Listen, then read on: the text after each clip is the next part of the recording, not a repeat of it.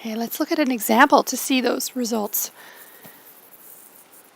Here is the binomial distribution with n5 and p.4. I could present the table of outcomes, it's the probability distribution, and calculate in each case the probability of 0 successes, 1 success, 2 success, up to 5 successes with n equals 5, using the binomial formula to derive it each time, and all the values are different. Here is a graphical depiction of the distribution, and remembering that for the binomial, the outcomes are discrete, not continuous, so we don't get a smooth, we don't get what we have with the normal, for instance, where I can smooth out the curve, visible curve over this distribution, because there's no density here. Okay, all we have are these spikes. But when I look at this, I can still refer to this as, in this case, a non-symmetric distribution. There's no mirroring through the center. And I can imagine where the balancing point of this distribution is. In other words, the average. To balance this distribution, I would need not to be here at this modal 1, right, because this is the highest frequency observation or outcome. It would have to be a little more to the right. So we anticipate maybe around 2 should be the mean, right? And actually when we calculate it mathematically, we see that is the result. N times P is 2. A standard deviation, let's calculate the standard deviation. Using the formula, we find the standard deviation is 1.1, if you want to round it to 1 decimal. So about 1. Okay, so this would describe this distribution. Since it's skewed, however, we don't like to use the standard deviation and the mean as measures of center and spread. Instead, we would use a median, find number summary. You remember that discussion. But what I want to talk about is, when would it be symmetric? When will a binomial be symmetric? Well, we saw in one instance where this was the case. Remembering the original binomial random variable that I introduced you to, that was with an n of 4 and at p of 0.5. This is back on page 2 of the notes. We derived the binomial formula. Down here, all the probabilities, and I discussed how we can generalize and get the binomial formula using this example. In this case, notice that the distribution is symmetric. If I was to draw this, the furthest outcomes have the same probability, the closer outcomes have the same probability, and the center is different, but that's fine. And the highest point, the highest frequency is in the center. So this will have a symmetric shape. Okay, you can visualize the spikes going up and then down. And so now the question is, so this is symmetric. When could we comfortably say the distribution is actually a normal distribution? To have a symmetric distribution, all we need, like in this case, is for p to be 0.5. That's what actually makes this work. Okay, if you can think back to our discussion about that. It turns out that as long as the relationship between n and p is a particular relationship, then we could actually use the normal distribution to describe the binomial. How can we do that? Let's take an example. Here n is 20 and p is 0.5. Now, I made p.5 here so it shows you that even though we have symmetry, we would have symmetry anyways as long as p is 0.5. But what we really want is to be able to say that x, the distribution for x, is approximately normal.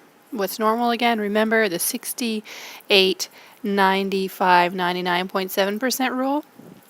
So this distribution for x, where n is 20 and p is 0.5, I've displayed here graphically, and this actually approximately fits the normal distribution rule.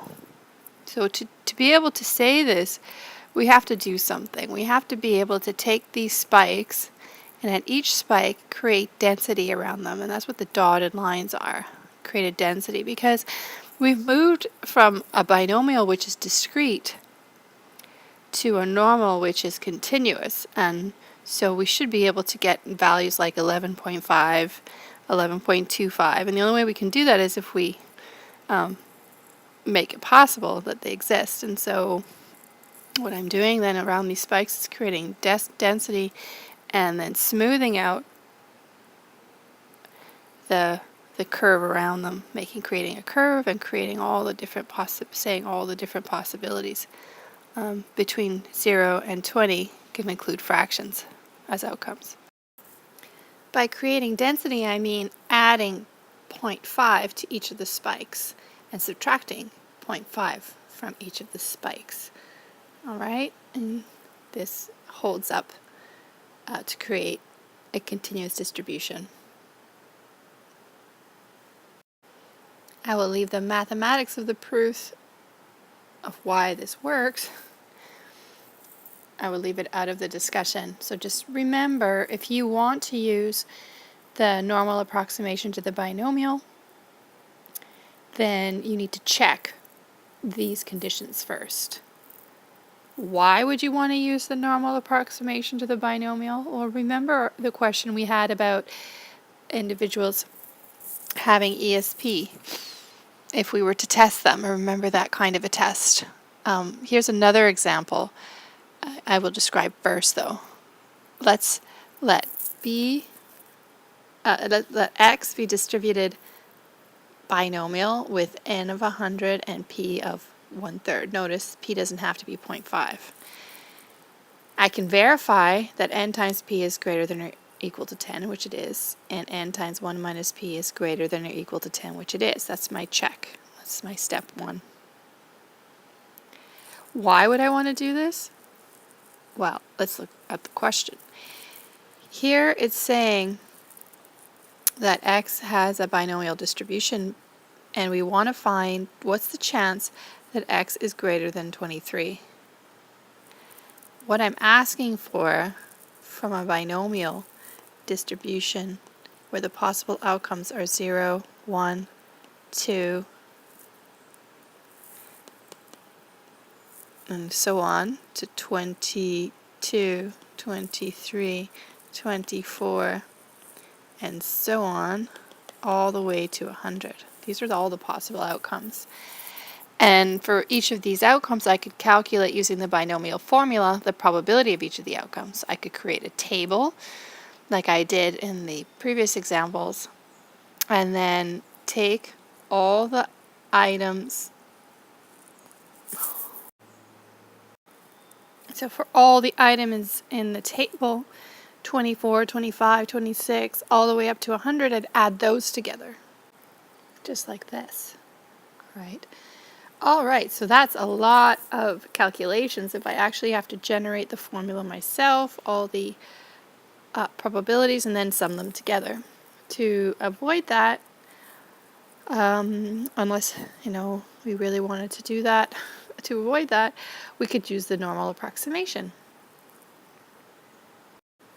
Using the property that we discussed for the mean and standard deviation of the variable x, those will still be the mean and standard deviation. Okay? but they will now be the mean and standard deviation of the normal distribution as well, because x, even though it's binomial, is also approximately normal. So we borrow these parameters, the mean and the standard deviations, to calculate them. N times p is the mean, and n times p times 1 minus p square root is the standard deviation. Now that I've described the shape and the parameters, I fully understand the normal distribution. Remember, we had that discussion. And so I can calculate the probability that x is greater than 23 as I would have if this was originally a normal distribution by standardizing, minus the mean divided by the standard deviation.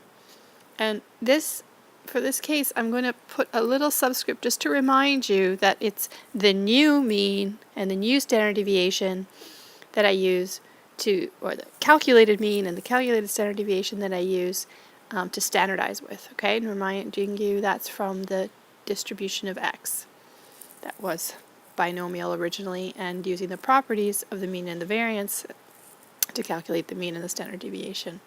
Standardizing that, going back to what we learned in Unit 2, I can find the probability.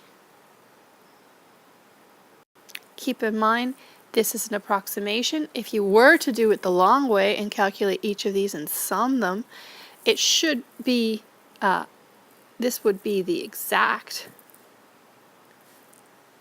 value.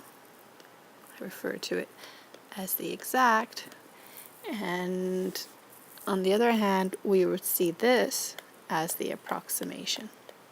So they should be similar.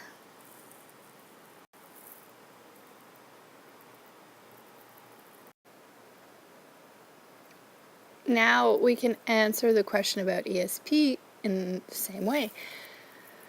Remembering the exercise where we repeatedly show cards to an individual with face down, they can't see the actual shape on the card, and ask them what is the shape on the card, and they guess.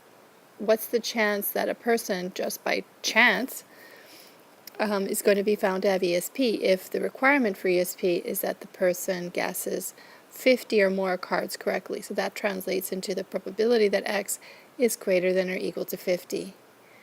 The parameters for this distribution, the binomial distribution, will be n of 100 and p of 0.25, because there's 4 possible shapes on the cards. So you remember this example.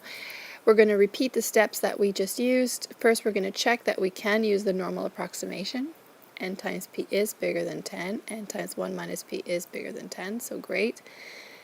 That means that we can use the normal approximation. Where did I get this mean and this standard deviation from? Remember the calculations.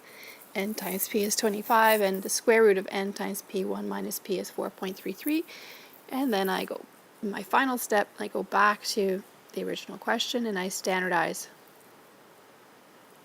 When I standardize, I find that the chance is 0 that a person who's just guessing would be found to have ESP. Although we've derived several results for the count variable x, remember, this is what we've been talking about, x, the number of successes in n independent trials. It's also like a statistic, right? And because it comes from a sample of size n, the actual x, or the actual